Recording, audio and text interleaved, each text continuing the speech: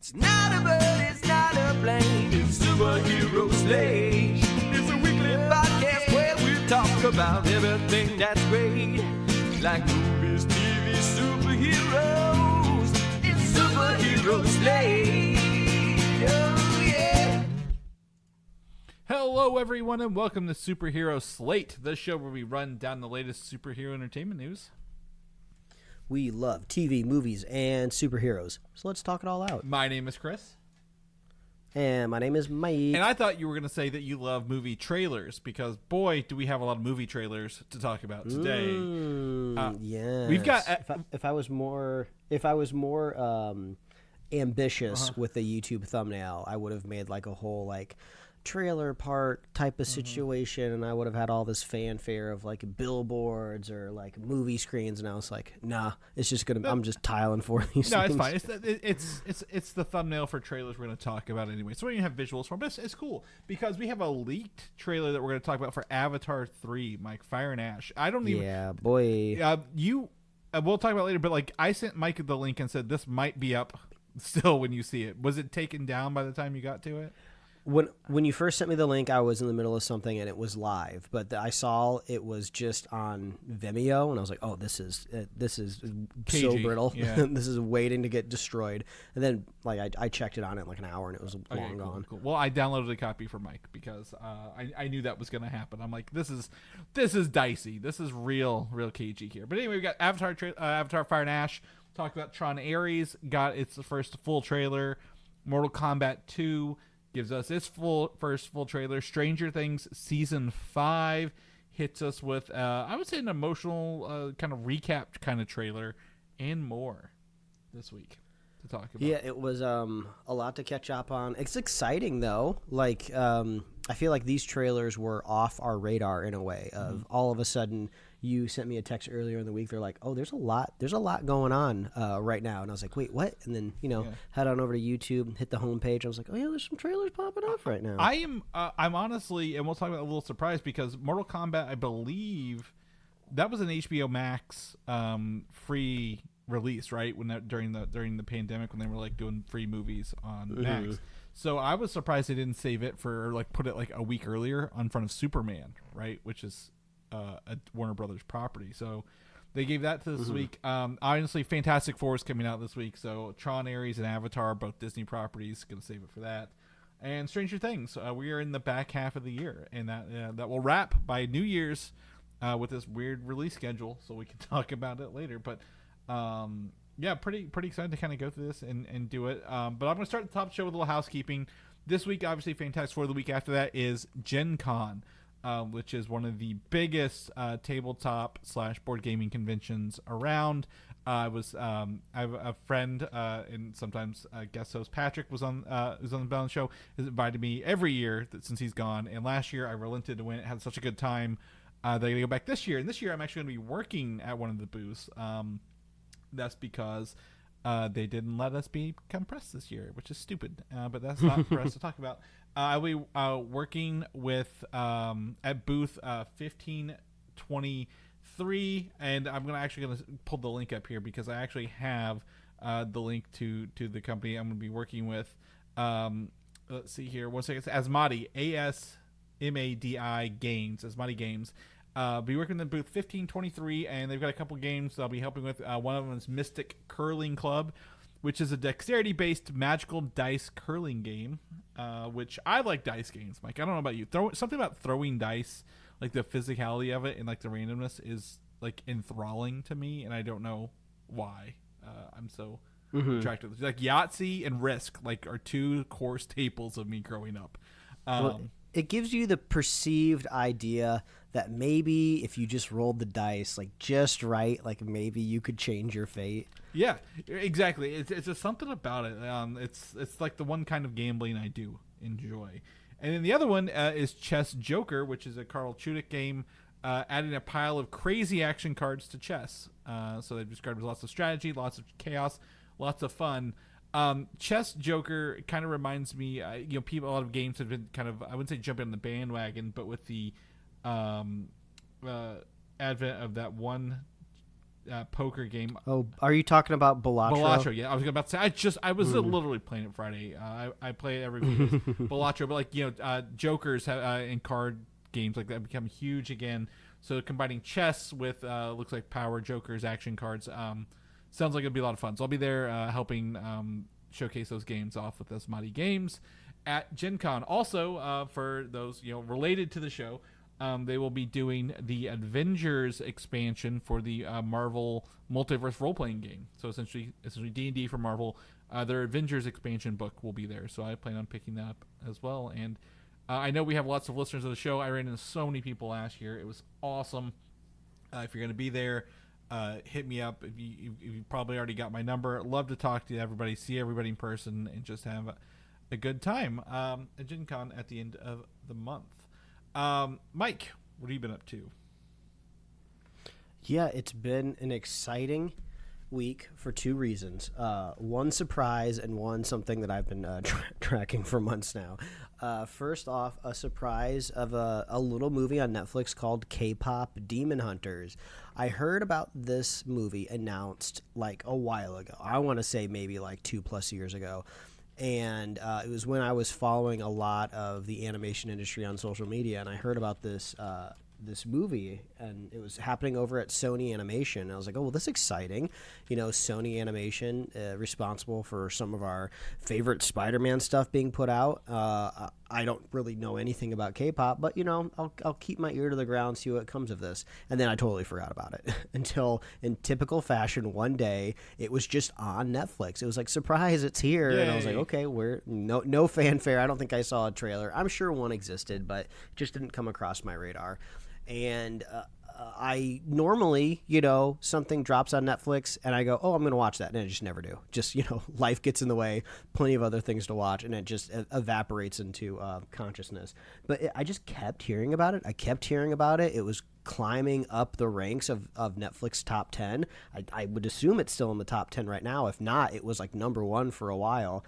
And then my social media algorithm starts showing me people doing like cosplay and like the songs from the movie, which this is very driven by the music, unsurprisingly called Kpop Demon Hunters. And I was like, all right, I got to check this thing out. So I watched it and I was just absolutely pleasantly surprised. The animation is beautiful. I love the style that they brought to this.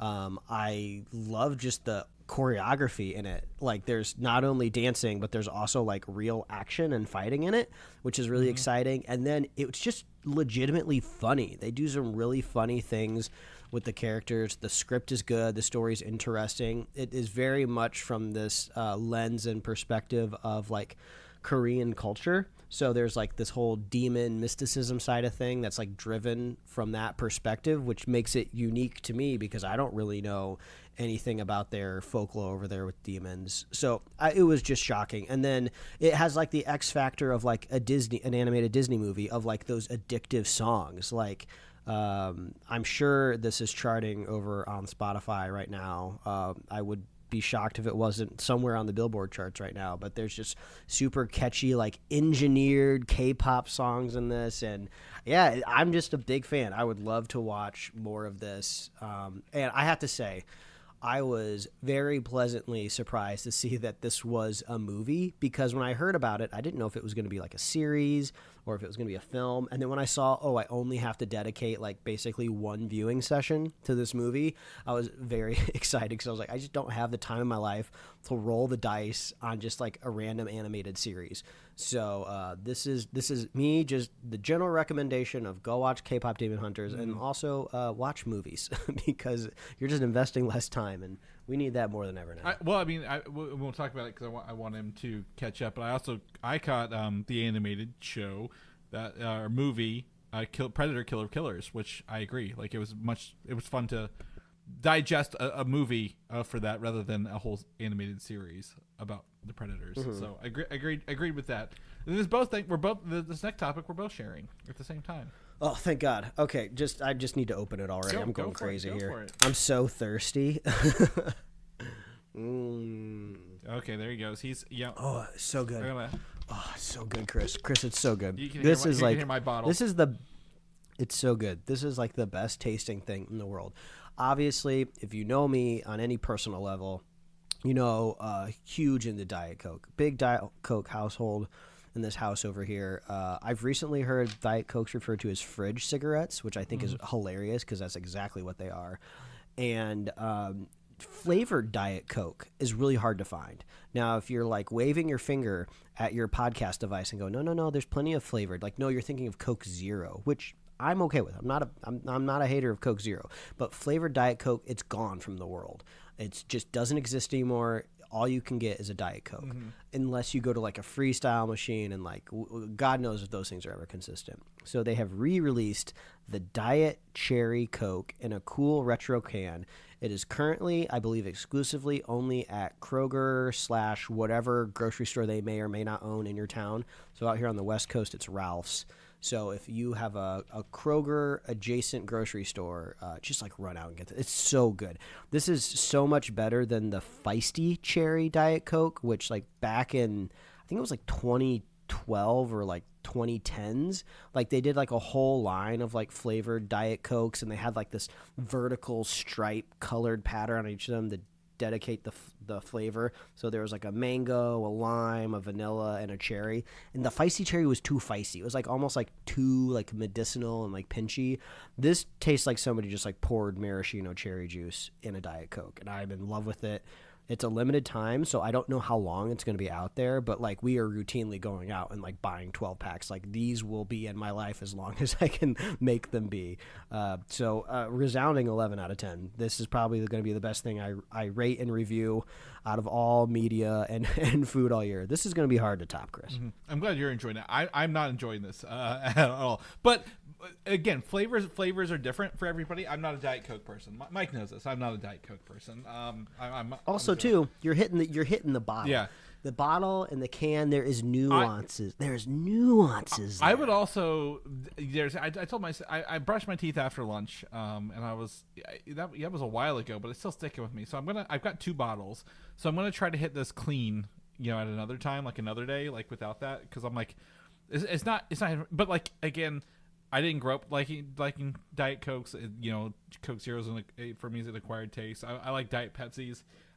So it's all acquired. So I agree with Mike. We are fans of flavors and releases and limited release. I enjoy, if not anything about this, it is the fact that it feels like it was pulled right out of the late 80s, early 90s shelf design. Like the font, the linear cherry on it, like the colors, everything about this just pulls me back into the 90s, like early 90s. And I'm here for the retro, not retro futuristic, that's fantastic for, but like the retro vibes of this drink, because it feels like something literally I would get out of my grandma's fridge after my grandpa was having a cigarette for him. He's like, yeah, I'm having my cigarette. Also, go get me a Diet Cherry Coke out of the fridge kind of deal. So here for it.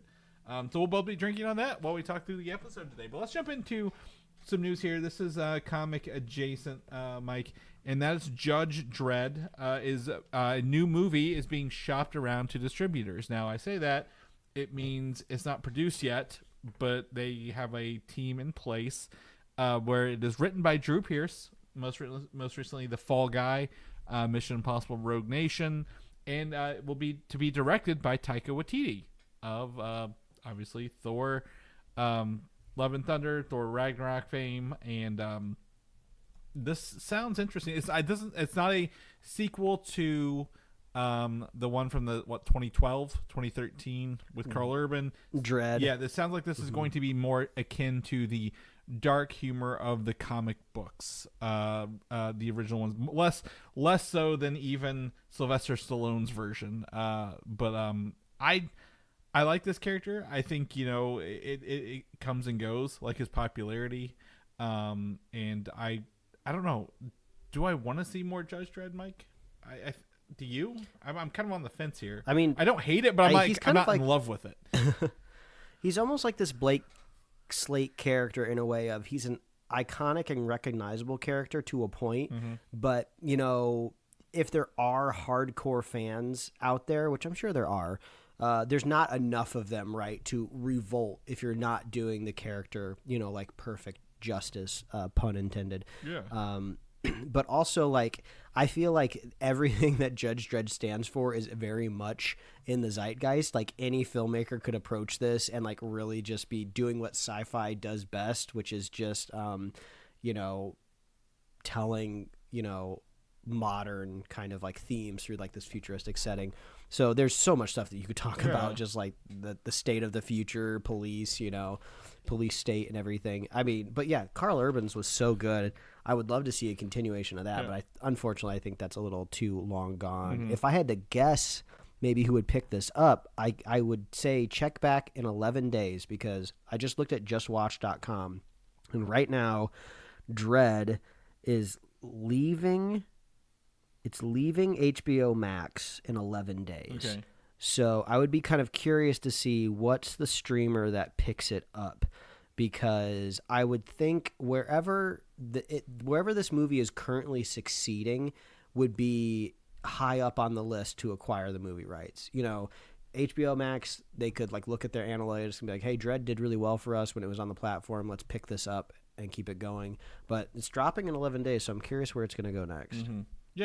Yeah, I looked it up. I didn't realize Judge Dredd has been around since 1977. I thought he was more of a 90s only character, but I guess that's maybe the popularity. But like, I didn't realize he'd been around so long. But I do like the Carl Urban one. It's got the the raid vibe to it, right? He's in one building. He's got to work his way up through these mega cities internally. It's such a fun little thing. But I do not enjoy the Sylvester Stallone one, because I always get that and Demolition Man confused with each other, because I feel like Stallone was doing both of these movies at the same time. Like, you know, the future is police state future and kind of thing. So I'm excited for this. Good team, but like at the same time, like, yeah, if there's some other properties that need to be created for the first time, I think that might be something. But you know what they say, third time's the charm. That's what they told Hellboy last year when his movie came out. I mean, Taika has so much in production right now. Allegedly. He's got his Star Wars film is in development. He's working on Very Frankenstein, which I didn't know was a thing and that he was dealing with. Then he's got 3 other things in pre and post production right now. So I feel like Taika Waititi and James Gunn kind of overlap in my head a little bit as like directors that have been elevated for their like very specific like type of humor, but both kind of need like breaks, right? Somebody needs to be there to slow them down a little bit. So I'm really curious about what is coming out next from Taika. Well, I would say, for what I'm thinking is, you know, I know he's got all this stuff coming up, but like, how much of like I don't put any weight in him doing Star Wars until the script's done. I don't think he's writing Star Wars, right? Like he's just directing. So do they need to nail that script down before he even like? They just give him a call and be like, hey, here's where we're at. You know, keep your calendar open, because I would say that this is probably something. But he was also on that. Like, he's like been tied to things that like that drop off the radar. Like remember when he was attached to Akira adaptation as well for a long time. So like, I would say if a distributor does pick it up, it's probably going to be low budget, and I would say the first person who drops off is going to be the director in that situation. You know, right? I don't know all of the inner workings of Hollywood, but if I had to be maybe slightly conspiratorial, I wonder if there's like a strategy here, right? Of just like, hey, we really don't think Taika's ever going to direct this Dredd movie, but let's just have him attached just for like half a year, right? That's just enough to get some buzz around this movie. We know he's never going to do it. So when he knows he's not going to do it. When his schedule gets too full and he can't do it, we're going to bump him down to like executive producer. So when this Dredd movie does come out with a totally different director, we can say from the creator of like Thor Ragnarok, right? Yeah. We can put him on the poster. EP, and and then it goes to a much more affordable director. I'm going to put that out in the world. That's going to be, I'm going to guess that's what happens to this movie. I also see Judge Dredd movies on par with the latest Prey and Alien movie. Like I could see this like going, like being low budget enough to go to Hulu, like a streaming service pick it up rather than theatrical, and working in that favor. Because like I said, that Prey and Alien, what was it? one that came out, the last Alien one that came out, Romulus, I believe it was, Romulus, right? yeah. Worked great on streaming. Did numbers on enough to get an Alien TV show and a Predator animated movie and another Predator theatrical movie. So like, I think that this could be a good bouncing off point for the character if they want to, look forward to making it franchisable in the future, or just do a solo. All that. Moving on, let's talk about trailers. We're going to talk about one of the Disney trailers first, Tron Ares. We've talked about this for a while. Number one, because we hate Jared Leto, and he's the main person in this movie. Hate's a strong word, but boy, like he's not someone I want to hang out with, if that makes sense. I think he's too full of himself. But he is the main character in this movie, and the first trailer didn't even have him. It was kind of like a teaser of like, hey, showing the grid, ships and stuff making its way into the real world. This one seems to lean more into, hey, the military is generating programs in the real world to control them. They can de-res them in real life and then like respawn them, it looks like a little bit. And there's a shot in this trailer, Mike. It's not Jeff Bridges, even though he does return. There's a shot where like that ship, the big, it's like a horseshoe shaped ship, I guess. I don't know what it's called. Lets off a bunch of like missiles and like other like seeking things over a city, and that was like one of the coolest shots I've ever seen in a Tron-esque movie. I never thought I'd want to see them in real life, but this hyped me up a little bit more than the last one did. What about you? Yeah, it's an absolutely badass shot paired with, I think that if I remember right, it's like the last shot of the trailer and like the Nine Inch Nails music is like really starting to swell at that point. And I was like, oh, this is sick. This is like, I got to see this in IMAX, right? Also too, I feel like when you go to an IMAX screen, there's a higher chance that the theater like keeps up on all of the settings, like they're making sure the seats are good, they're making sure the speakers are aligned well and everything's rumbling as it should. That's where they put like their best what is it, like an IMAX like 4 point, no, not 4, what's like the highest surround sound number? I don't know numbers. It's something something. At like you can do like 9.1s, but like I guarantee you they have way more than 9 channels around them, right? So they're doing vertical. We talked about Atmos before, like the height channels as well. They probably even have some like lower speakers to fire upwards. Like my guess is like they have a lot. Yeah, and that's going to be like amazing. But I was really drawn to. I mean, the story. Take it or leave it to me. I feel like everyone now that's in the Tron camp is just going for the visuals and the music. And if they can make a halfway competent story, we'll be happy. But I really like the visual take of what it looks like creating these characters, because I thought the story was going to be like, oh, they're invading. They found a way to like sneak in, but it's like, no, there's some Justin Hammer type guy like 3D printing them. And I love the visual effect that they created, because when they're like building them or when they destroy them in front of the potential buyers, I'm assuming like the military representatives, they're like rezzing them and like de-rezzing them like right in front of them. And then there's like kind of like a rough scaffolding that kind of goes around them, just like if they were being printed. So I like the visual design. Yeah, it's kind of like a little cocoon, like a technical cocoon, if you will, that like they come out of. But like, again, they're programs, right? Like they're talking about, oh, he's the perfect soldier, and like is Jared Leto Ares, or like is anyone in a red suit in Ares is going to be my question, right? Like, is it like, because like we've seen like there's a squad of them in red, and there's a couple of them burst out of those cocoons. So like, how frequently are they bringing them into the real world, quote unquote killing them, possibly sending them back to the digital world, and then redoing them again? I'm interested. But like, one of the things, and we talked about the missile shots at the end, what I love about the Tron vehicles, like they those dudes like jump over a cliff and they turn into the wing gliders. Like when things are just generated out of the air in the Tron movies, like they have I don't know if it's like a technical building effect. I don't know how to describe it. Like it kind of like builds around itself, right? Like it just keeps unfolding a little bit. But I also love that all the trails for everything, the light bikes, the missiles, everything, like they linger. Like it's not like a fading effect of like, oh, that light's going to fade as it catches up. Like it just stays there permanently as long as they want it to. And it's just different. Like it's something different, right? It's not like firing a real missile or firing real guns. Like these are, really, I guess, pushing the technological boundaries, but also existing in the Tron world for how things operate and interact with each other, and how they bring them into the real world. It looks cool.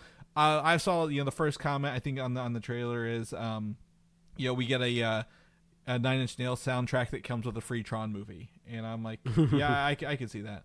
But I financially we didn't when the last Tron movie was like 2010 2011 for Tron Legacy. This 14 years later is coming out with this one. There might be a little bit of money into it, enough that they put the bicycle thing in the park. We didn't talk about it last time. Have you ridden did it have Tron in Disneyland, Mike? No, not out here on the West Coast.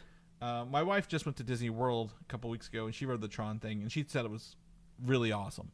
And we're not big roller coaster people, but she said it was really, really cool, and I would love to experience that. But there's got to be something. There's got to be something in Tron other than just someone with a passion to create these out. But I'm excited to watch this October. This is a nice October movie. To kind of get in there, take a look. Evan Peters, that's the guy who's the Justin Hammer type.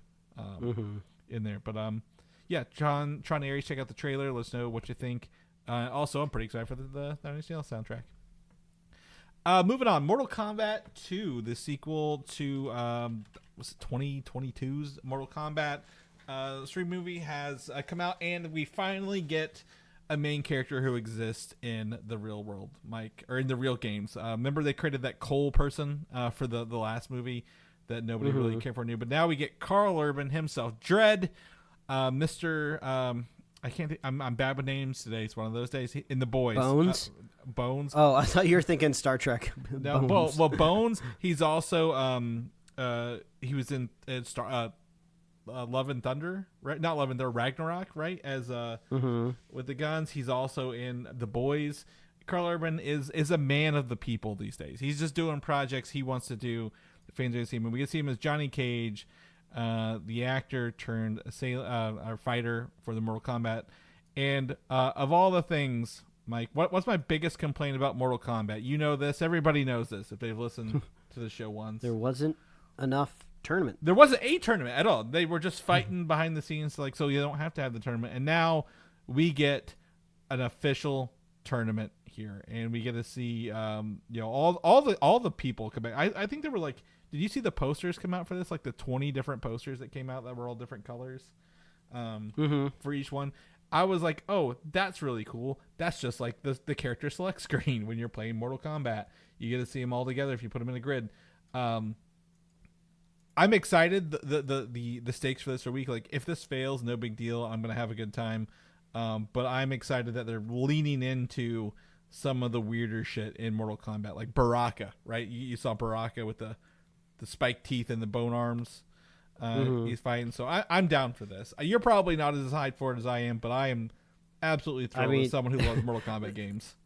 This trailer gives off big vibes of we know you probably didn't watch the first one or don't remember it, and we don't expect you to. This really just kind of feels like, oh, they're rebooting Mortal Kombat and Karl Urban's in it, and it's just oh, but no, we made another one, but you just don't remember it. And that's good because I'm pretty sure they killed Raiden not Raiden, the guy with the laser eye in the first one. Kano. They killed Kano in the first one, and he's back in this one. So it looks like they're feeling pretty okay by retconning anything out of the first one. Oh, they died? Not really. They're here. And then I think it was halfway through the trailer, you get to see the original guy. It was Louis Tan, the actor, in the scene. So I'm like, well, maybe they have a plan for him later. Maybe he can become the next Scorpion or Sub-Zero or something. But I'm glad they changed the focus from, hey, a dude you don't know that we just created for the movie to, hey, we're going to follow Karl Urban around as he does his best fake or Jean-Claude Van Damme impression, really, right, throughout this whole thing. So I'm excited. It looks like they're going to be doing different levels, different missions, and all the shit ton of characters. So that comes out, I believe is that October 24th. Boy, October is going to be a good month for me, Mike. I'm gonna just be using those Cinemark credits all October long. Also, this was a Red Band trailer, meaning that they will have R-rated, will be R-rated, and they will feature fatalities, which is a staple of Mortal Kombat games since it first came out, right? So, for me, that's a win. Well, for anyone, any Mortal Kombat fan, that's a when they're doing game accurate fatalities. Moving on into Stranger Things streaming gear. Stranger Things season 5, big trailer released for the upcoming season that will be split across like what 3? Is it like 3 week release dates or something like that? Thanksgiving, pre-Christmas, and then like New Year's Day, which is kind of weird. But this looks like a really fun trailer to showcase, some of the memories of the old the show, and just some other cool upcoming scenes, including Demogorgons, and obviously a new look at the main villain. Was his name Vecna at the end as well. Mm-hmm. What do you think of this? I'm not in love with Stranger Things, but I'm glad it gets a definitive ending. Like, it's not like, hey, we're just gonna cancel the show in the middle of it. Yeah, I purposely skipped this trailer because I am prepping for the impending just social media onslaught when it comes to this final season, because there's always so much drama around this show, and it drives me crazy, whether it's deserved or not. I know some of the actors occasionally get in hot water, and they still keep making the show, and because obviously nothing is big enough to fire anyone, but I really like the show. I just like sitting down and watching it and enjoying it. It's better for me if I can do it in the most bubble that I can. Mm-hmm. And once the show's finally out in the world, right? And then I can slightly engage in the culture and what they're talking about. But Netflix is going to be pushing this final season harder than it's ever pushed anything. They rarely market things, but I'm sure they're going to be hiring extra outside advertising agencies that have all these different activations and campaigns and social media pushes. They want the cosplayers out there. They want everybody. They want to hire the person that makes those crazy press on nails, and they want them to be in the upside down with demigorgons hanging off them. The blitz on this last season is just going to be absolutely insane, and I just want to do my best to dip below the noise and just enjoy what the Duffer Brothers have made, because I really like what the Duffer Brothers have done with this show so far. I hope they have a really promising career in front of them. I love to see what they can do outside of this world. Yes, that's a long-winded way of saying I skipped this trailer, but I'm very much looking forward to this final season. Yeah, I couldn't tell you a single thing about this with watching the show, so that's a plus. If you ever happen to come across it, you won't be spoiled. One of the two of my favorite comments on it is, number one, when Stranger Things came out, I was 6, now I'm 65. Simply because this has been a 10-year journey for the show, right? Mm-hmm. And it's only supposed to take less than 4 years, because this one's set in the fall of '87, so this was time skipped.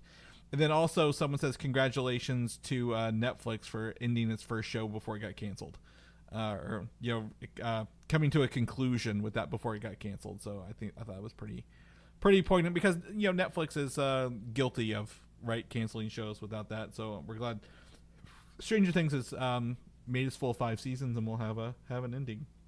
Do you think they're going to do a spinoff? Any spinoffs from this? Prequels, sequels, side characters, Mike? That's the thing I've kind of been thinking about. It's such a big, Stranger Things, I would say, is on par with shows like The Boys, which had a very successful spinoff, right? Kind of thing. Mm-hmm. So, do you see the property Stranger Things being grounded and kind of bundled up, never to be touched again when it's done? That's a great question. I mean, I feel like if it was on the table, it would have happened already in a way. Like you said, we've just been with this series for a decade, and it seems like they would have got something going already.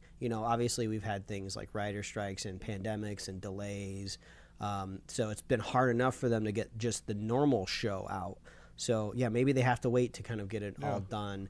If there is a spinoff, I doubt it's the Duffer Brothers that do it. Right. I think that they'll move on to something else. They might creatively control it. Hey, here's our story Bible, right? Here's the beats that you have to, or that we know tie into this, right? Kind of thing. I could see absolutely somebody else doing that. I do find it funny, like how much ungodly amounts of money Netflix has to spend to just get a couple of really good completed shows on their platform, right? There's so many good unfinished series that they cancel. It's just like they have The Crown and Stranger Things. Like, yeah, I know there's probably a couple other things, but it's like they really need something like completed, right? You know, if you want to rewatch The Sopranos, right, you got to resubscribe to whatever HBO is streaming on to rewatch The Sopranos, right? Yeah. They have that like bee in their bonnet. You know, even Prime has stuff now that you have to, you know, check out, things that have completed, you know. So it's nice that Netflix is finally going to have something like premium that they can say like, hey, we finished something finally, come back and watch it. So I looked up, there's a Wikipedia article, a list of ended Netflix original programming. Because the first one I thought of was actually House of Cards. Yeah, but that one got messed up with did. the spacey stuff. Yeah, it did. But they did write an ending. They didn't just cancel it right then and there. Orange is the New Black is another one. I'm not going to give them any of the Marvel stuff. Narcos, familiar with that. You mentioned The Crown. Yeah, there's not a lot in here because there's like we pull. It's like a bunch of shows they saved. Like I'm not going to give them. Was it Gilmore Girls: A Year in the Life, which was like a mini thing of that kind of thing. So interested in that. Umbrella Academy, I guess, ended not in a good way, but I guess it did. Oh finish. God, what an awful thing to bring up to me, Chris. Yeah, with a whimper instead of a bang. It makes me so mad. It honestly was so bad. It made me forget the entire show existed. Yeah. So when somebody brings it up again, like I instantly get mad. Yeah. Yeah, there's a lot of potential wasted there at the end of that. But we're going to talk about another show that recently got a season 5, an early renewal for Invincible, Mike, over at Amazon. We're not even on the season 4 yet, but they've already announced they're doing season 5, and they announced it by releasing actors and voice actors in the booth recording lines. Starting with fan favorite Walton Goggins. Everybody loves Walton Goggins if you can get his content. So I've included that little clip here. So they're recording lines for season 5 right now, which is awesome. I mean, there's probably be an even less wait to get to that between. And a 1 to 2 was a while, 2 to 3 was a while, 3 to 4 pretty short, 4 to 5 will probably be pretty short as well. So this is great news for Invincible fans, right? Doing this out there. And it's also a reminder that Invincible Versus, the video game, was announced several weeks ago. I don't think you were on that show, Mike. You were out. Oh, no. I didn't know that. So it's Invincible Versus. It's a 3v3 tag team fighting game set in the Invincible universe. And I don't know. I couldn't figure out if they were using voice actors from the show or not for that. Because it was like 3 Viltrumites versus Invincible, Adam Eve, and Rexplode. And I'm like, boy, they could get sound-alikes pretty easily for video games. To do that. So just a reminder, Invincible's coming out, and it's a comic book that's done, that's getting a lot of popularity. So stick with it as it moves through that. Let's shift gears. We're gonna go into the comic book movies that we know of. DC, starting with Wonder Woman. After the success of Superman last week, the Wonder Woman movie is rumored to have been fast tracked for the DCU. My guess is James Gunn has a script. They're probably going to try to get it, completed in steps fast and get this into production probably by next year. That seems fair, right? After the success of Superman, and they currently have a Batman in the works. Like, would Wonder Woman be the one you want to work on? Yeah. After that, there's just we have a nice little block here of DC news coming up. There's so much swirling around. It's like they were holding on to all of this to wait to see how Superman did, just in case they needed to pivot. And we talked about that. We talked about that so much over the past year. Like, what happens if it's not good? There wasn't a chance it wasn't going to be good, but like, what happens? But it sounds like they had a plan A and a plan B, and now they're going down plan A. But continue. Yeah. And I feel like I see like a new like pull quote from James Gunn like every single day where he's like opening up. He's saying, "Oh, we're gonna let you know about our plans like sooner rather than later." I see him replying randomly to people on Threads more than before the movie came out, which is funny to me because I thought he was finally like learning some self control. He's like, "No, I'm back out there on Threads. I'm just replying to randos like why crypto. I love him so much." And explaining also like just random like props in the background. Yeah, like he's. It sounds like if this movie had gone the other way, it sounds like the press tour would be a little different. I guess like it sounds like you said they were waiting to confirm all these interviews and podcasts and stuff until the success of the movie, right? A little bit, and that's to me that's interesting. You think you'd have that already kind of lined up, but. Like everything is DC news and James Gunn news, and they're asking him the questions that we've seen over the past 6 months to a year, I would say. And Wonder Woman, I guess, is one of those things. Like, we want to know where Wonder Woman is. I think you talk about when we talk about Wonder Woman, it gives me the same vibes that you just said you had with Umbrella Academy.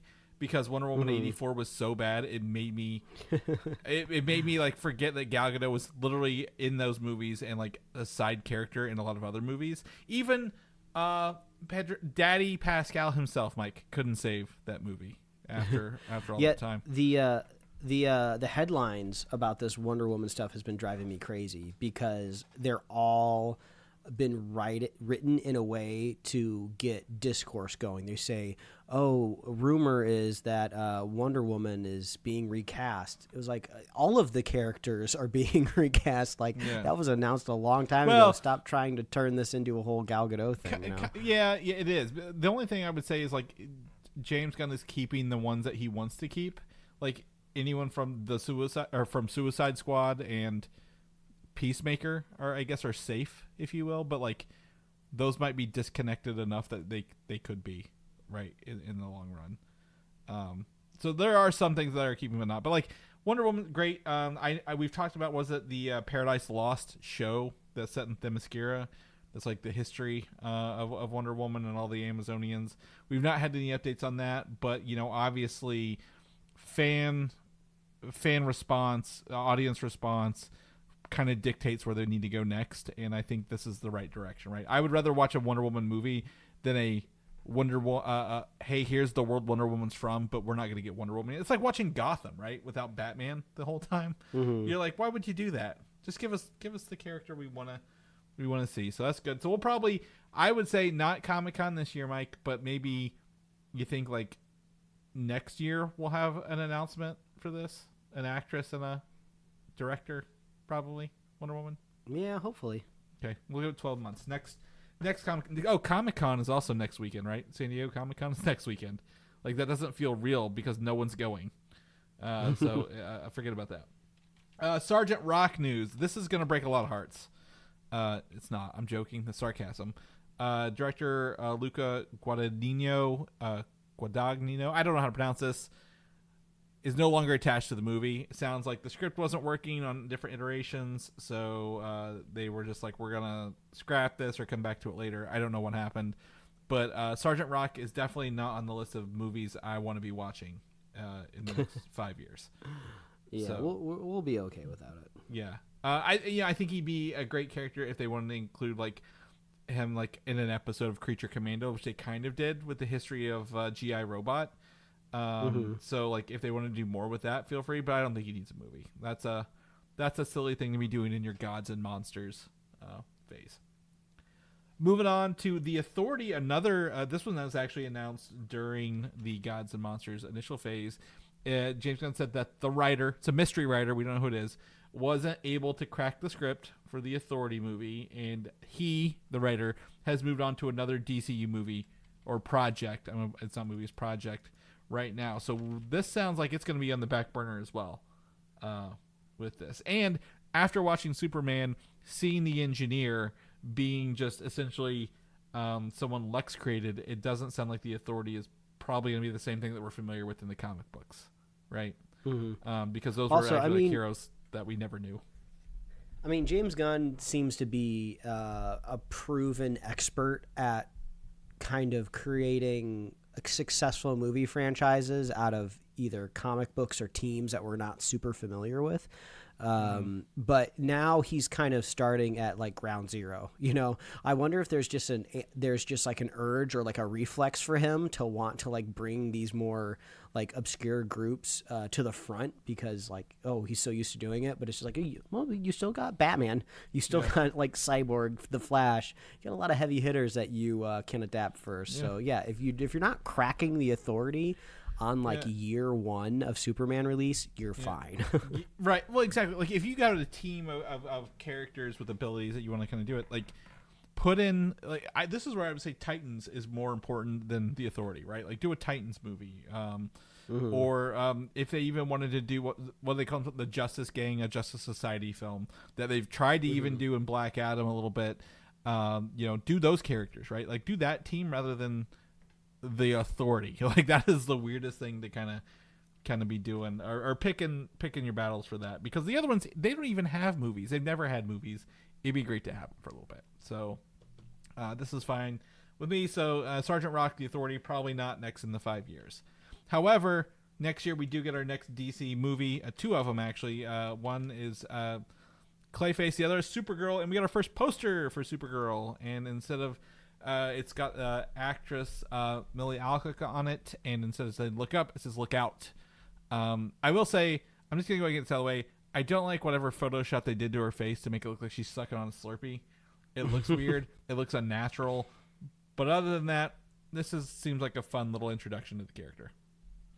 Yeah, this is one of the many projects like James Gunn has been chatting about out there in the world.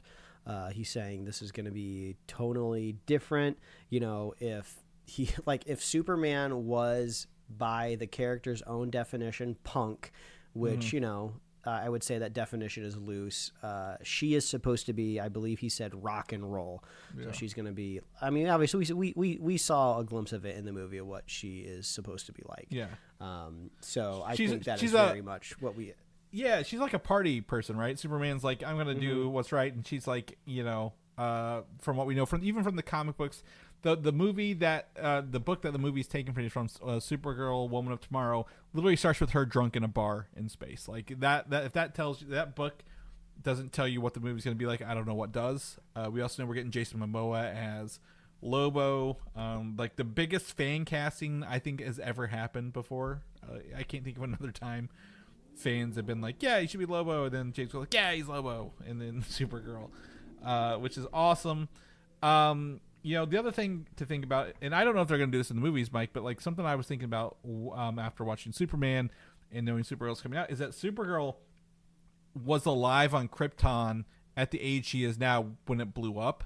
That when she got sent to Earth at the same time Clark did. Clark was a baby, and she got like frozen in time.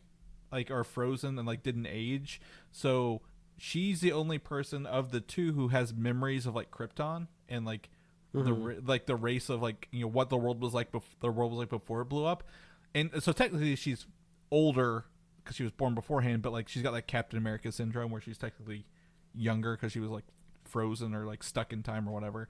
So I'm interested to see that take on her. Like how does will they show more of Krypton? Will they show more of it with her having those memories in this movie rather than what they did with Clark? Because in Superman, they just kind of hand-waved it. We don't need to go back to Krypton. We've seen it a dozen times. We know what happens. So that's fine. So do you think they might show a little more of that with her and her having those memories of literally being on the planet? It'd be a nice way to kind of, round out the thing we don't get to see, Yeah. It also is, I think that's why in the comic book, why she's a little more jaded, because Clark doesn't have the memories of what it was. Like, he didn't lose anything. He just has a hologram showing him his family, whereas she, like, has the memories of losing everything. So, that's why she's a little more, like, drinks to forget kind of thing. But anyway, check that out. June 26th next year. So we are a little under a year away to be watching Supergirl in theaters next year. We're going to shift gears over to Sony's side of the world. Don't worry. It's about something good. It's about a good movie, Spider-Man Beyond the Spider-Verse. Hit with a little bit of a delay, pushed to June 25th, 2027. So in 2 years, a little under 2 years, a year after Supergirl, will be Beyond the Spider-Verse. Sounds like they might need more time for production.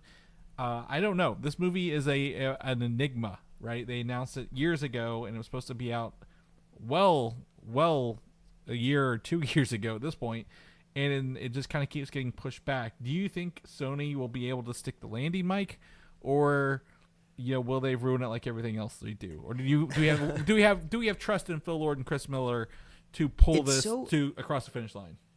It is absolutely wild to me. Making an animated film is so expensive, right? It takes so long, so many man hours, but like your risk and reward is you have the ability to possibly create something timeless and also all ages, broad category, bring everybody in. But like, I'm surprised that they are still letting it go on this long. Obviously, as a consumer, I'm ecstatic that it's taking this long. It's like waiting for a video game to come out. Like, yes, please put as much time into it as possible. Give these artists time to create an amazing story. They have only shown us trust with the last two movies that they know what they're doing. But like, I'm shocked that like there's not like an executive over at like Sony like pulling their hair out of just like this movie is gonna have to gross $1 billion to like make a profit. We like how many like 3D artists are we paying right now to like crank out like one frame? I mean, we're benefiting from it, but like I also wonder, is there a chance that it could be detrimental? Like I'm always complaining about how streaming shows take forever to come out with the next season, that I almost become uninterested by the time the next season comes around. Even if there was a big cliffhanger, it's like, well, I don't care anymore. It's been 3 years. I don't want to watch your season 2 anymore. But obviously I'm pot committed to this series. I think once the trailer comes out, it can't possibly. Once the trailer comes out, you're going to be seeing a different story. You're like, yeah, I'm back. I'm excited. I'm hyped, right? But it can't possibly be delayed anymore, right? Like this movie was supposed to be out last year, wasn't it? Yeah, like it's been a while. Yeah. So it's yeah. I'm glad. I feel like they're going to do it right, but like at the same time, like Spider Gwen, Gwen Stacy, whatever her name is, Ghost Spider, voiced by Haley Steinfeld, only getting more popular over time, right? As an actress, like the cost of movies, like I think there's like, what is that called whenever actors signed to a movie? Like the first one's usually cheaper, and then the second, third when they get paid more. It's like a ramp. Is it scale? Scale, yeah, scale. So voice actors also have scale, right? So like the more you wait, the more these people are gonna be expensive. You have oh my gosh, I can't think of his name. Plays Moon Knight, Oscar Isaac, right? I've not seen anything Oscar Isaac's been in lately. I'm sure he's been in stuff. I just don't remember him. But like for a while there, he was like Star Wars, Marvel, Spider-Man. Like, he's in everything. So like he's only gonna get more expensive as well. So they need to really, I think, cross the finish line. But something also for these movies, for animation in general, something I know and you might know, we just talked about literally with Invincible, they record the lines well in advance, right? The animation they do to line up later. They're not overdubbing the animation at the end of the film. They're doing it well in advance. So hopefully, this is maybe more to maybe they're like, hey, the June 25th slot, it works great because did you just see how well Superman did? Let's lock it in instead, kind of deal. So maybe it has to do with it. I don't know. I'm excited, but goddamn, does this feel like forever away at the end of the day, right? So let's see if we can cross the finish line and be good. Let's shift into Marvel rumors. First up, foremost, Deadpool rumor, Deadpool 4, that we might be seeing more of Wolverine in Ryan Reynolds' script for Deadpool 4, meaning he probably won't be retiring after Secret Wars. I think Deadpool exists in a weird space outside of regular timelines and stories, so if they want to bring Hugh Jackman back for that and he's down for it, I think that's fine, right? Like, I don't need Deadpool canonical things. Like, yeah, he was in the MCU a little bit. Like, does it really matter at the end of the day what story he's telling because it's fun?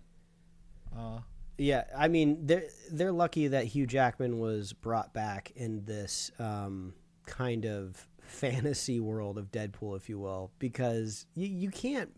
They retired him so well in such a serious dramatic way that if you were gonna kind of bring him back with sincerity, it would be almost impossible. But they literally brought him back with a joke by desecrating his grave and leaned into it. And it's technically a different version of the character. But I don't know, is this like Hugh Jackman's like weird like fitness routine? Is this his motivation? Is like, oh, as long as I'm still cast as Wolverine and they're gonna like rip my shirt off with electricity, I gotta stay jacked for as long as possible. He might say film those scenes first in the next movie. He's like, can you just go ahead and get those out of the way? Yeah, it's like, I think I might die. I mean, at this point in time, he might as well just be pot committed, sign like a 20-year deal, and just like prepare for his eventual like real Old Man Logan adaptation. You know, however they want to pull that off. Even though Logan was pretty close to kind of being something akin to Old Man Logan, but. It's Chris, I just sent this to you. I'm sure you've seen it already, and the timing is never in our favor. I feel like. Well, I've been reading through. I put the one big bullet point in this down here already, and everything else is like kind of this like. It's interesting, but boy, I can't read and talk at the same time because of the show. What we're saying is, at literally the minute Chris and I sat down to start recording, Variety just put out this gigantic article, Kevin Feige on Marvel Studios' future. It's like a tell-all. It's like he's sitting down and just like chatting with Variety about all the juicy nuggets that we'd love to talk about on this show. But like and I think one of the big pullouts that I saw on social just a couple minutes ago, that like Feige is like openly talking about like the future of Marvel, and like he's not committing to the word like reset or reboot, but he's saying something like that is on its way, and it's starting with X-Men. So what is there room for Hugh Jackman moving forward? I feel like in good faith you can't reboot the X-Men and keep Hugh Jackman dangling around unless you really integrate him into the story. I know there's a lot of really classic X-Men comics and storylines and even animated shows where Wolverine, he's like the teacher. Like I don't remember if like Professor X is like dead during these stories, off in space, or he's like on vacation. But like Wolverine like steps up and like teaches all of these young kids. So that's a possibility. They could maybe that's his way to redemption. Right, he's a character that's very sorry for his past, so maybe that's his way of redeeming himself. But yeah, they got a little bit to deal with here. He's a loose thread, unfortunately. Well, I also think I don't think it's a reboot. I think that's an important thing to say. If they do what they think, it'll be a distillation of the best things they want to keep down, not a reboot. Right? Like I don't think they're starting over from scratch.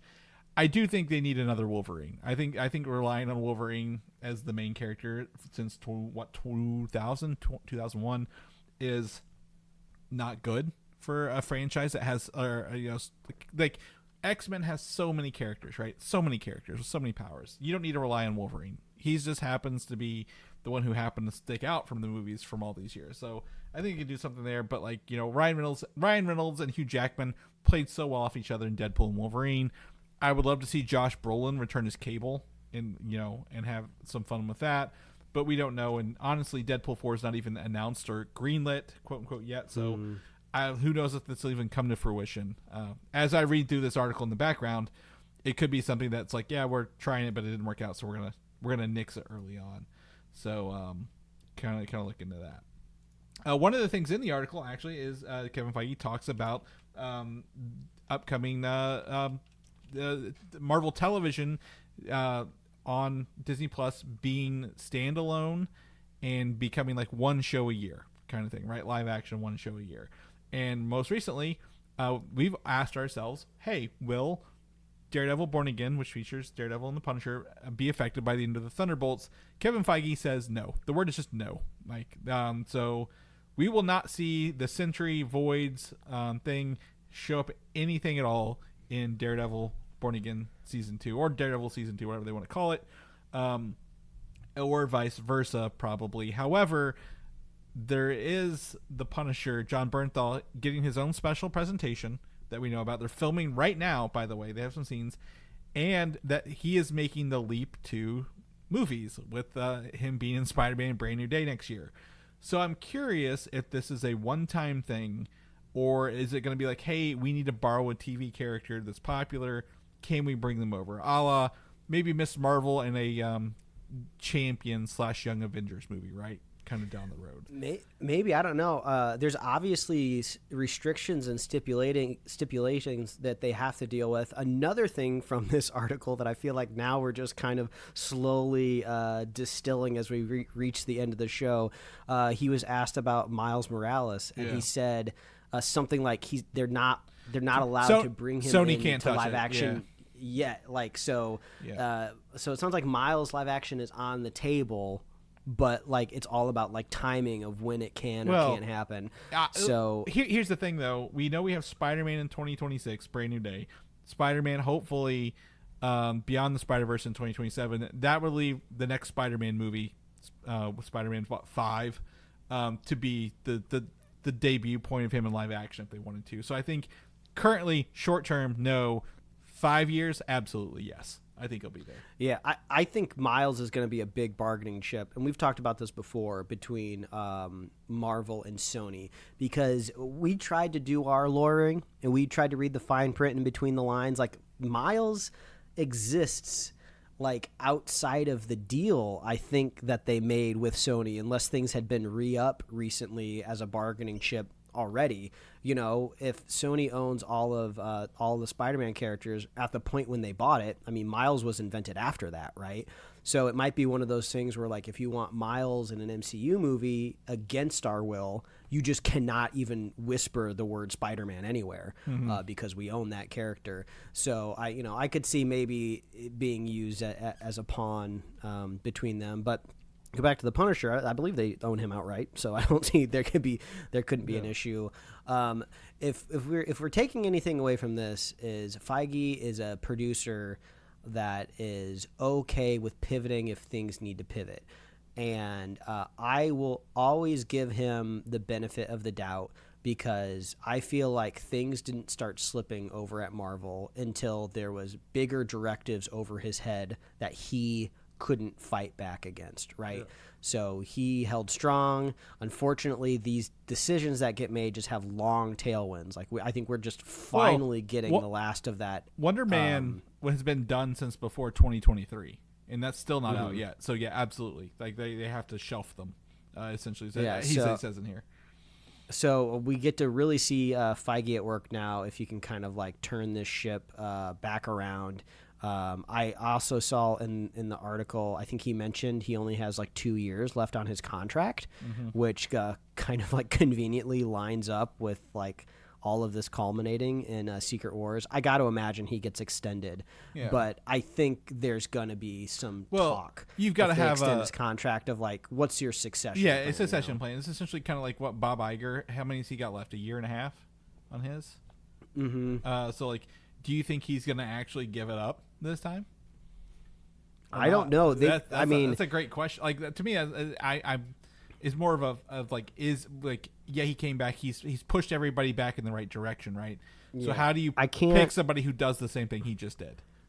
I can't remember if when we brought up Kathleen Kennedy's exit as a rumor or even something that she talked about, but I think that's up in the air. So it just seems like all of these leads of all of these pillars of entertainment that come out of Disney are all just kind of like, are we going to move on? Who's going to take over the reins? So there could be some instability coming forward, but hopefully maybe it breathes fresh air, new talent. I don't know. Yeah. So it's fine. But like, anyway, back to the topic here of the Punisher. They, in this article, he mentioned specifically the Punisher being one of the rarities going from television to get his own special presentation to movies. And it sounds like going forward, television will be, I wouldn't say winding down, but being very focused on, one live action show a year, maybe two, and not have anything to do with the movies anymore. Like being more like a TV show is, rather than trying to make them all connected. So my guess is that's going to wind next 5 years. If we don't have another Disney Plus show for Marvel that's live action, I wouldn't be surprised, right? I would actually feel all Marvel TV would possibly be maybe animated or like very, very small bits.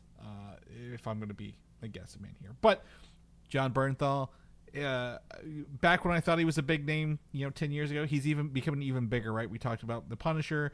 He's coming up in, what was that movie we talked about last week? The Odyssey, right? Being in there. He's in The Accountant too. Just a rising star overall. I got an Avengers Doomsday rumor for you, Mike, that was not in this article. I'll tell you that right now. And that's a rumor that Samuel L. Jackson to return as Nick Fury in the movie. He was not on those cast chair lists, but I would love to see him return in some capacity because Nick Fury is a fun guy to have around.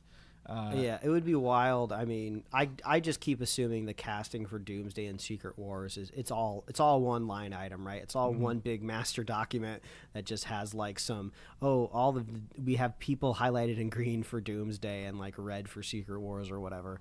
But yeah, if he's not in one of these two movies, that would be wild, especially if we're going for some sort of like soft reset. To just not have him in it, who's like kind of the connecting thread for all of this, would be insane. Yeah, exactly.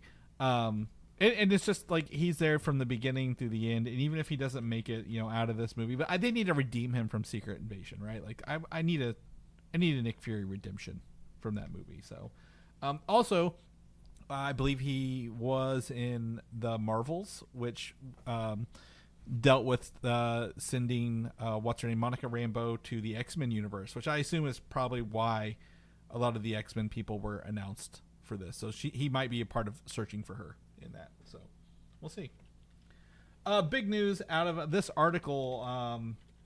Kevin Feige has confirmed Jake Schreier, director of the Thunderbolts, will be directing X-Men for Marvel, Mike. It's been rumored for months since Thunderbolts came out, but they have Kevin Feige says they're officially it's official. He will be directing X-Men, so they're working on it right now. So that's pretty cool. Don't listen to the dissenting voices. Thunderbolts is a good movie. It is a good movie. Ignore the box office. Ignore whatever nonsense is out there in the world. It's a good movie. I had a great time watching it. I've not heard a bad someone who's watched it not say a bad thing about it. That's the interesting part, right? Like that's I feel like this is like the minority that just loves leaning into like, oh, a shot has landed across the bow and Thunderbolts didn't make $1 bajillion and it was supposed to be good, but it wasn't. But it is good. I know it's out on digital for rent, like $30 or whatever. Yep. But I gotta think that we're gonna be seeing some fresh reception once it hits Disney Plus. Let's see. There's no official release date, but I did pre-order it for the end of July for physical, like my Blu-ray. So I'm gonna guess August. August will probably when it hits, right? For that. Kevin Feige, he also in this article did talk about Thunderbolts because he was talking about this. He said it's one of the best reviewed Marvel. He didn't. Variety said this is one of the best reviewed Marvel movies in years. Didn't gross a lot of money globally, but he did admit that nobody knew the title, and many of those characters were from TV shows. So the idea that you have to know who those characters are to watch it, I think the movie handles not knowing those characters very well, right? So I agree with that. But anyway, it's Hollywood math through and through. You never know what does and doesn't matter. Right, James Gunn took the Guardians of the Galaxy, made a lot of money out of it. Nobody knew those characters. Well, so you think, hey, what about characters that are kind of known from TV shows? I wouldn't even say that. I would say that the title's piss poor. Like, it should have just been the New Avengers from day fucking one. Like let's be honest here. If they'd marketed this as the New Avengers and not some big reveal at the end, this would have been way more eyeballs on this movie, right? Like nobody. If this is the Mike Mom test. If you said, "Hey Mom, have you watched Thunderbolts?" She'd be like, "What's that?" "Hey Mom, did you see the new Avengers movie?" She might understand what that is, right? A little bit. So, unfortunately, I think you need a slightly different movie if you're going to call it the New Avengers. Right. I think you have to you almost have to. And I've heard this somewhere before. I was listening. I think it might have been the podcast The Town. Maybe that's where I heard it. They say a lot of the times now when creators are pitching or developing shows or movies, like they want you to sit down. Oh, I think it was Seth Rogen. I think he was doing like a round table possibly. And they say like, when you're pitching this movie or trying to plot it out or think about it, what does the trailer look like? Because marketing's everything. Like, this is a product that you're making. You need to think about what is that first piece that goes out into the world and tells you about your movie. So if you're kind of restarting the Thunderbolts from the beginning, it's just kind of like, okay, well, if we're calling this the new Avengers, we need bits in the trailer where the characters are referencing the Avengers and being the new Avengers or trying to be the new Avengers, and you have just totally different scenes now that are transpiring. I think you can still encompass Bob and his character around the movie, but yeah, I think you have to kind of kickstart it in a different way. Yeah. Well, exactly. I mean, it's not just changing the title would fix it, right?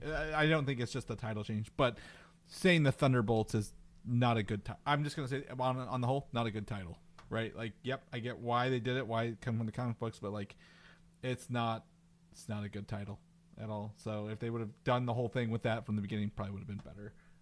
Money, just getting some eyes on that.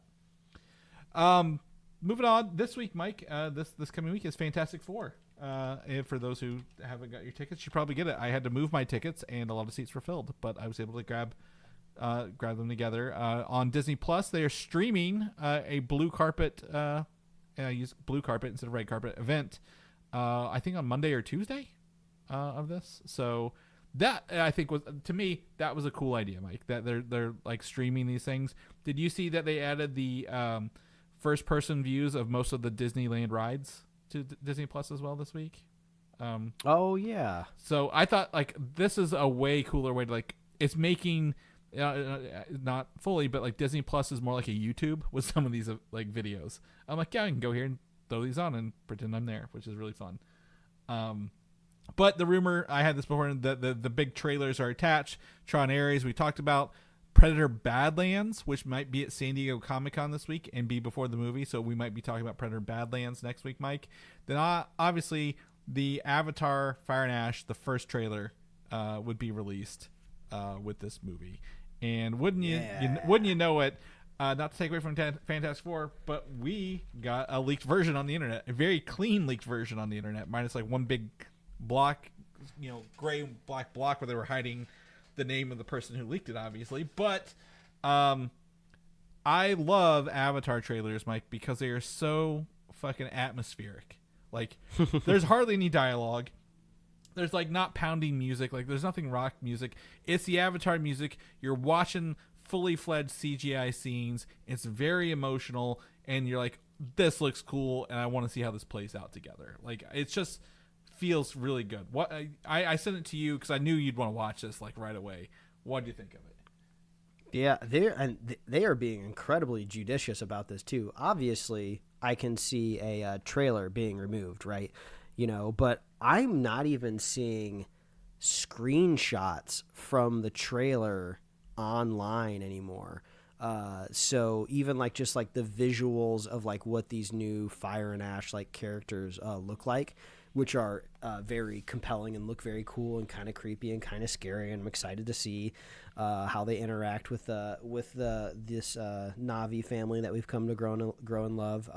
I do remember the trailer opening. There's like these hot air balloon like characters. Yeah. Those are from the creatures concept arts. That exist, and it's such a lush world, and it's like it's the first time like I've really seen in cinema going to a different planet, and it's actually a planet, right? There's biomes, there's parts of the world that even the people there that live on it don't know about, right? Because that's exactly how our planet works too. Mm-hmm. I mean, I can fly to like Australia. Yeah. I've never been there, and I'd be like, oh wow, this is crazy. And they're also like kind of, I would say, primitive people, right? Not necessarily they're not technologically advanced. They wouldn't even know like that the Fire Clan exists, except maybe through like rumors and whispers as well. So yeah, absolutely. Like, it's gonna be a lot of discovery, a lot of wonder. The fire people are cool. There's like one shot where like they light fire, like one of them lights fire in their fingers. And like they're like lighting the fire and stuff. I'm like, oh, I wonder if they have any abilities with the fire. Like, can they interact with it? Do they not burn? Like, what is going on here? But it also seems to be a big return for I don't know the villain's name from the first one. Is it Quark? Who gets reincarnated in the Na'vi in the second one? Yeah, and the army rah guy. Yeah, yeah, and he looks to be taking maybe a part of this or trying to become part of the Fire Tribe in this one. So just gleaning stuff from this. It's just music and a little bit of dialogue and Zoe Saldana hissing at the camera, which she did a lot of in the last one as well. So very interested to see more of that. I'm excited. It seems like it kind of picks up maybe right where the last one ends. Like, it doesn't seem like maybe there's as much time passage. Yeah, there's not a ton in this trailer of kind of like human stuff, right? There's like a quick shot of kind of that like whale poaching ship. There's like, some human technology in it. So they aren't at least quite revealing, how that is involved. Like, I'm very invested in this plot of like, the humans that keep coming. So yeah, like I said, I'm blue pilled. I'm ready to see this. Yeah, absolutely. Count me in as well. Obviously, this is like one of those movies that had been done for a while and they're finishing it up. And I think they said this one or the fourth one has a time jump, right? That they stopped filming to let the kids age up a bit. So I'm interested to kind of see that. I'm down for this. I want to see this trailer in the theaters. I want to take it all in and then get ready to watch it when it hits in December. That's it for the episode, Mike. Obviously, we need to parse through this the Variety article through and through. Throw it in AI and have it read me the important parts. Just kidding. I'm gonna read it myself. But if people want to know what you're doing, what you're up to, where can they find you at? Yeah, they can read my webcomics at pickledcomics.com and liferewardsrisk.com. Chris, people want to find you. Where are you? Find me on Instagram, Valdan87, VALDAN, or Video Game Systems with the same name. If you want to know more about the show, find these links for these trailers, listen to all our goodies, all our episodes, our last review of Superman last week, upcoming Fantastic Four this week. Where can they get all that good stuff at? Yeah, we got a good old-fashioned URL at superheroslate.com. That is the best place to find everything we do here at the show. You can check out our upcoming release calendar to see when a lot of this stuff is coming out. You can find us on Apple Podcasts, YouTube, Spotify, wherever else you love listening to podcasts. We got merch at superheroslate.com/store. We love hearing from you. Reach out. Let us know what you're watching, what you're playing, what you're listening to. And we love our super fans. If you want to be a super fan of this show, all you got to do is share the show with a friend, share the show with a buddy, and we'll be here every week, folks. That's right. We'll see you guys next week. Bye.